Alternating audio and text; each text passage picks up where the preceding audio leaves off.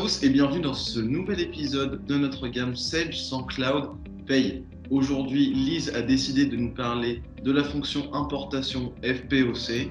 Bon, moi, j'ai vraiment aucune idée de ce que c'est. Je pense que pour vous, c'est la même chose ou peut-être pas. Mais si c'est le cas, en tout cas, ne vous en faites pas, car on va rejoindre Lise qui va nous expliquer qu'est-ce que c'est et qu'est-ce que la fonction import. Salut Lise, ça va bien ? Salut Baptiste, ça va bien et toi ? Ça va très bien.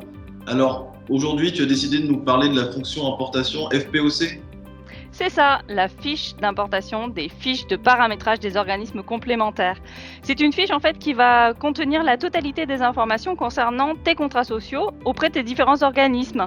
Mais je pense que tu dois pas bien connaître la fonction, alors ce que je te propose, c'est de te montrer directement dans la paye. On y va ? On y va. Voilà Baptiste, nous voici de retour au niveau de la paye. Ce que je te propose, étant donné que ta question concerne les contrats sociaux, c'est d'aller directement dans le menu. Donc je vais dans liste contrats sociaux. Et là en fait, j'ai la liste des différents contrats que j'ai dans ma société. Sauf que régulièrement, j'ai ma caisse qui m'envoie des informations me disant qu'il y a eu des modifications au niveau de mon contrat. Ou j'ai souscrit à un nouveau contrat, il faut que je l'enregistre ici. Ce qui peut être un petit peu compliqué et fastidieux, c'est que j'ai des références au niveau de la DSN qui parfois sont un petit peu longues et donc avec un risque d'erreur au niveau de la saisie qui va être important. Donc le plus simple, c'est d'utiliser l'import POC. L'import POC, c'est quoi ? C'est un assistant d'import au niveau des fiches de paramétrage des organismes complémentaires. Ce qui va se passer, c'est que tes organismes vont te mettre à disposition un fichier au format XML qui va être directement accessible au niveau de Net Entreprise et dans lequel, en fait, tu vas avoir toutes les informations concernant ton contrat. Donc, ça va fonctionner que ce soit un nouveau contrat ou que ce soit une mise à jour de contrat. Donc, pour ce faire, en fait, tout simplement, on va aller ici sélectionner la caisse sur laquelle je veux faire mon import, donc que ce soit en création ou en modification, et je vais aller sélectionner le fichier qui m'intéresse pour l'import. Donc là, je valide tout simplement, et là, je me retrouve dans la fiche d'assistant d'importation de ma fiche des paramétrages. Donc ici, dans les contrats, je vais retrouver tous les contrats qui sont disponibles au niveau de ce fichier. Donc j'ai un nouveau contrat, par exemple CESA Cadre, dans lequel je vais retrouver en fait toutes les informations concernant ce contrat, donc avec la population qui va être impactée, et je vais avoir toutes les informations concernant les éléments de calcul.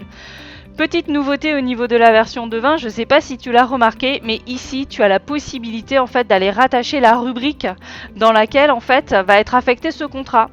Quoi de plus simple pour avoir un paramétrage au top ? Donc ici, je ferme, je vais dire que je vais créer mon contrat, tout simplement. Je vais lui donner mon code, donc je vais l'appeler CESA par exemple, CESA Cadre. Donc tu peux remarquer ici que j'ai coché création, mais s'il avait déjà existé, j'aurais pu cocher mise à jour. Ici, en fait, je vais avoir la possibilité de lancer le traitement. Donc là, je vais lancer le traitement, et donc là, il va pouvoir m'impacter ma liste des établissements, donc je vais pouvoir sélectionner mes établissements, mais également m'affecter mon contrat social au niveau des salariés et avoir une affectation au niveau du code population. Je vais faire une petite édition, comme ça tu vas pouvoir mieux comprendre ce qui est fait. Au niveau de cette édition, en fait, ce que l'on va retrouver, tout simplement, c'est le listing de tous les salariés qui vont être impactés par ce contrat et le code population qui va être impacté également. Donc tu vois, je vais pouvoir ici contrôler si tous mes salariés sont bien rattachés à ce nouveau contrat. Autre possibilité également que je vais avoir au niveau de ma création, donc quand je vais terminer, ici j'ai mon contrat, et si je vais dans ma rubrique, donc je l'avais rattaché à ma rubrique de cotisation ici, si je vais retrouver dans l'onglet calcul, je retrouve mon contrat. Donc il a été automatiquement rattaché, tu vois, au niveau de ma rubrique. Et ce qui est topissime également, c'est que au niveau justement toujours de cette rubrique, pour bien te montrer, ici au niveau des variables, je vais avoir de rattacher les informations concernant le contrat. Donc ici, je vais automatiquement avoir mon paramétrage pour que ma DSN soit parfaite.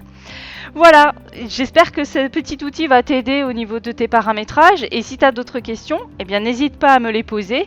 Et en attendant, je te propose de tester tes petites connaissances via le quiz. À bientôt! Encore une fois, Lise, merci beaucoup d'avoir pris ton temps pour nous présenter ce sujet qui est très important pour nos clients. Voilà, c'est déjà la fin de cette vidéo.